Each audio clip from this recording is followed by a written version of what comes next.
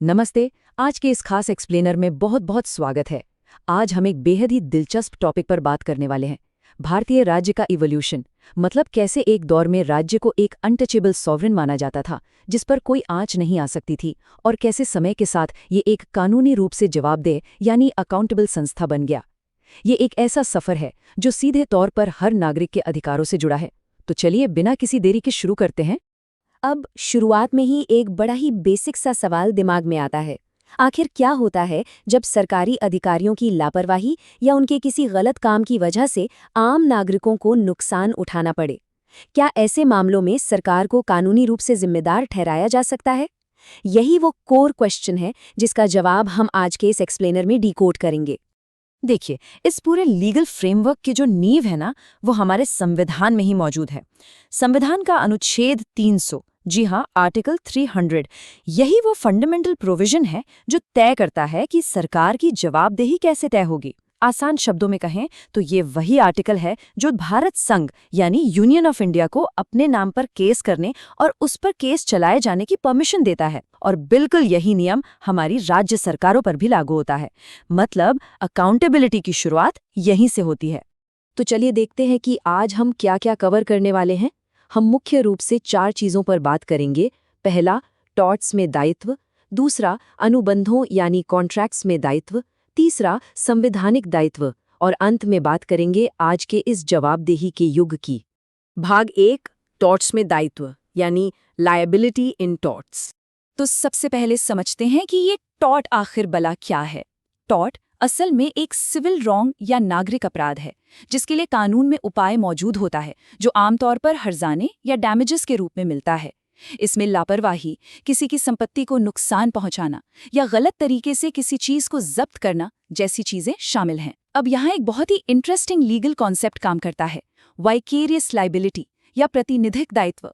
इसे ऐसे समझिए, जैसे किसी भी आम कंपनी में बॉस या कंपनी को उसके कर्मचारियों की गलतियों के लिए जिम्मेदार ठहराया जा सकता है ना, बिल्कुल वैसे ही राज्य को भी अपनी ड्यूटी पर तैनात अधिकारियों द्वारा किए गए टॉर्ट्स के लिए जिम्मेदार ठहराया जा सकता है। लेकिन इतिहास में हमेशा से ऐसा नहीं था। पहले राज्य के कामों को 2 अलग अलग हिस्सों में बांटा जाता था, और ये डिस्टिंक्शन 1861 के P&O steam navigation company case से सामने आया था। एक तरफ थे संप्रभु कार्य यानी सॉवरेन फंक्शंस, जैसे देश की रक्षा, न्याय और कानून व्यवस्था बनाए रखना।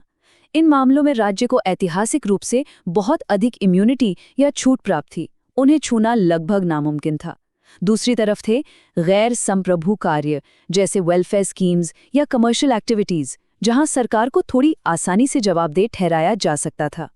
इस फर्क को थोड़ा और अच्छे से समझने के लिए 1962 के एक बहुत ही क्लासिक केस पर नजर डालते हैं, राजस्थान राज्य बनाम विद्यावती। इस केस में हुआ ये था कि एक सरकारी कर्मचारी सरकारी जीप चला रहा था और उसकी लापरवाही के वजह से एक पैदल चलने वाले की दुखद मौत हो गई। मामला जब सुप्रीम कोर्ट पहुंचा तो कोर्ट ने इस मामले में राज्य को सीधे तौर पर उत्तरदायी ठहराया। ये कोई छोटी बात नहीं थी।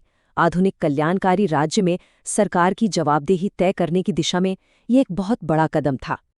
खैर, लगा कि अब सब बदल गया है, पर कहानी इतनी सीधी नहीं थी। पिछले मामले के ठीक उलट 1965 का कस्तूरीलाल बनाम उत्तर प्रदेश राज्य का केस देखिए। यहाँ पुलिस ने एक नागरिक का सोना जब्त किया था और बाद में पुलिस डिपार्टमेंट के ही एक हेड कांस्टेबल ने उस सोने का गबन कर लिया। जब मुआवजे की बात आई तो आम नागरिक को हर्जाना देने से साफ इनकार कर दिया गया। सोचिए क्यों? क्योंकि पुलिस की इस कार्रवाई को एक सॉवरेन फंक्शन मान लिया गया था। ये केस इस बात का परफेक्ट उदाहरण है कि कैसे संप्रभु छूट का पुराना सिद्धांत पुलिसिंग जैसे कामों के लिए एक अभेद्य ढाल की तरह काम कर रहा था। आगे बढ़ते हैं, भाग 2, अनुबंधों में दायित्व यानी लायबिलिटी इन कॉन्ट्रैक्ट्स। अब बात करते हैं बिजनेस डील्स की। सरकारी अनुबंधों या कॉन्ट्रैक्ट्स का जो मुख्य आधार है वो है संविधान का अनुच्छेद 299। ये आर्टिकल सरकार द्वारा किए जाने वाले किसी भी कॉन्ट्रैक्ट के लिए कुछ बहुत ही सख्त और अनिवार्य नियम तय करता है। ये संवैधानिक गार्डरेल्स इसलिए बनाए गए हैं ताकि सरकार कोई भी अनधिकृत या इनवैलिड समझौता न कर ले। आखिर जनता की गाड़ी कमाए और सार्वजनिक धन की रक्षा करना ही तो सबसे जरूरी है। तो सवाल उठता है कि एक वैध सरकारी कॉन्ट्रैक्ट की जरूरी शर्तें आखिर हैं क्या? बस 3 बातें याद रखनी है। पहला, अनुबंध स्पष्ट रूप से राष्ट्रपति या राज्यपाल के नाम पर होना चाहिए। दूसरा, ये उन्हीं की ओर से एग्जीक्यूट या निष्पादित होना चाहिए। और तीसरा, इसे किसी ऑथराइज्ड व्यक्ति द्वारा एकदम तय तरीके से ही किया जाना चाहिए।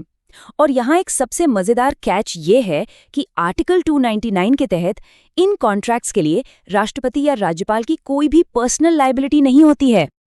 अब ये नियम कितने ज्यादा स्ट्रिक्ट है, इसका अंदाजा 1968 के मूलचंद बनाम मध्य प्रदेश राज्य के केस से लगाया जा सकता है।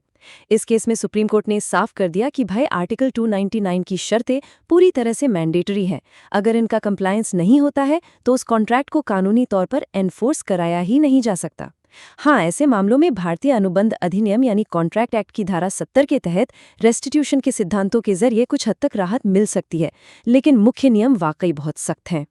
चलिए अब कहानी के सबसे अहम पड़ाव पर आते हैं। भाग 3, संवैधानिक दायित्व या कॉन्स्टिट्यूशनल लायबिलिटी। ये सच में एक बहुत ही पावरफुल और रेवोल्यूशनरी कॉन्सेप्ट है जिसे संवैधानिक टॉर्ट कहा जाता है। ये स्टेट इम्यूनिटी के खिलाफ एक बहुत बड़ा ब्रेक थ्रू था। जब भी राज्य के अधिकारी किसी भी नागरिक के फंडामेंटल राइट्स का उल्लंघन करते हैं, खासकर आर्टिकल 21 यानी राइट टू लाइफ का, तो हमारे संवैधानिक न्यायालय सीधे तौर पर पब्लिक लॉ के तहत मॉनेटरी कंपेंसेशन या मुआवजे का आदेश दे सकते हैं। सुप्रीम कोर्ट आर्टिकल 32 के तहत और हाई कोर्ट्स आर्टिकल 226 के तहत ये पावर इस्तेमाल करते हैं। ये सीधे तौर पर आम इंसान के अधिकारों की रक्षा करने का एक अचूक हथियार है। 1980 और 90 के दशक में कुछ ऐसे लैंडमार्क जजमेंट्स आए जिन्होंने पुरानी इम्यूनिटी को जड़ से हिलाकर रख दिया। एक के बाद एक आए इन 3 बड़े फैसलों ने संप्रभु छूट के पतन की पूरी कहानी ही लिख दी। 1983 का रुदुल साहा केस, 1993 का नीलावती बेहरा केस और 1997 का डीके बसु केस। इस पूरे शिफ्ट की सबसे दिल दहला देने वाली कहानी 1983 के रुदुल साह केस की है। सोचिए, एक इंसान जिसे अदालत ने बरी कर दिया हो, फिर भी उसे सालों तक अवैध रूप से जेल की सलाखों के पीछे रखा जाए। ये राज्य की लापरवाही का वो भयानक रूप था जिसने एक निर्दोष की जिंदगी के कीमती साल छीन लिए। लेकिन सुप्रीम कोर्ट ने इस खौफनाक अन्याय पे कठोर रुख अपनाया और उस अवैध हिरासत के लिए सीधे मुआवजे का ऐतिहासिक आदेश दिया। इस केस ने साफ कर दिया कि अदालतें अब अधिकारों के हनन पर मूकदर्शक नहीं रहेंगी। और फिर 1993 में नीलावती बेहरा केस में एक बेहद ही पावरफुल प्रिंसिपल स्थापित हुआ। सुप्रीम कोर्ट ने कस्टोडियल डेथ के इस मामले में बहुत ही कड़े शब्दों में कहा कि मौलिक अधिकारों के स्थापित उल्लंघन के लिए संवैधानिक मुआवजे के बचाव के रूप में संप्रभु छूट मान्य नहीं है। मतलब अगर फंडामेंटल राइट्स का वायोलेशन साबित हो जाता है तो राज्य सॉवरेन इम्यूनिटी के पीछे छुपकर मुआवजा देने से नहीं बच सकता। भारतीय कानून में ये एक बहुत बड़ा पैराडाइम शिफ्ट था। इस कड़ी में आखिरी कील ठोकी 1997 के डीके बसु मामले ने। इस केस ने पुलिस कस्टडी में होने वाली हिंसा के खिलाफ सुरक्षा के उपायों को एकदम सीमेंट कर दिया। सुप्रीम कोर्ट ने गिरफ्तारी और हिरासत को लेकर कुछ बहुत ही सख्त गाइडलाइंस जारी की। साथ ही ये भी स्थापित कर दिया कि अधिकारों के उल्लंघन के मामलों में पब्लिक लॉ रेमेडी के तौर पर मुआवजा देना कोई एहसान नहीं है, बल्कि एक बहुत ही जरूरी उपाय है। इसी के साथ अकाउंटेबिलिटी का युग पूरी तरह से स्थापित हो गया। अब हम इस एक्सप्लेनर के आखिरी हिस्से में आ गए हैं। भाग 4, जवाबदेही का युग। आइए, अब तक हमने जो कुछ भी डिस्कस किया है उसे इस एक लायबिलिटी मैट्रिक्स से समराइज करते हैं।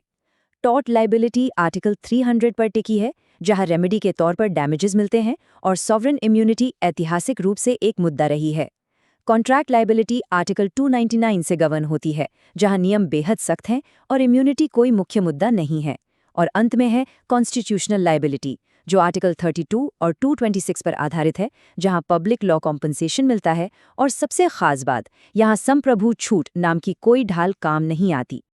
खैर, ये सब कानूनी बातें तो हो गईं, लेकिन आज के समय में एक आम इंसान के लिए ये सब इतना मायने क्यों रखता है? क्योंकि राज्य की जवाबदेही का ये सिद्धांत ही हमें सरकारी सिस्टम की ज्यादतियों से बचाता है। ये एडमिनिस्ट्रेशन को अकाउंटेबल बनाता है और पावर के गलत इस्तेमाल पर रोक लगाता है। सबसे बड़ी बात, ये रूल ऑफ लॉ को मजबूत करता है। ये पक्का करता है कि कोई भी सरकारी अधिकारी खुद को कानून से ऊपर न समझे। आज के मॉडर्न डेमोक्रेटिक वेलफेयर स्टेट में सरकार असीमित छूट या अनलिमिटेड इम्यूनिटी का दावा कर ही नहीं सकती। इस पूरे एक्सप्लेनर का जो सबसे बड़ा टेक अवे है और जो हमारे संविधान की कोर फिलॉसफी भी है, वो इस एक लाइन में सिमटी है। सरकारी शक्ति के साथ सरकारी जवाबदेही भी होनी चाहिए।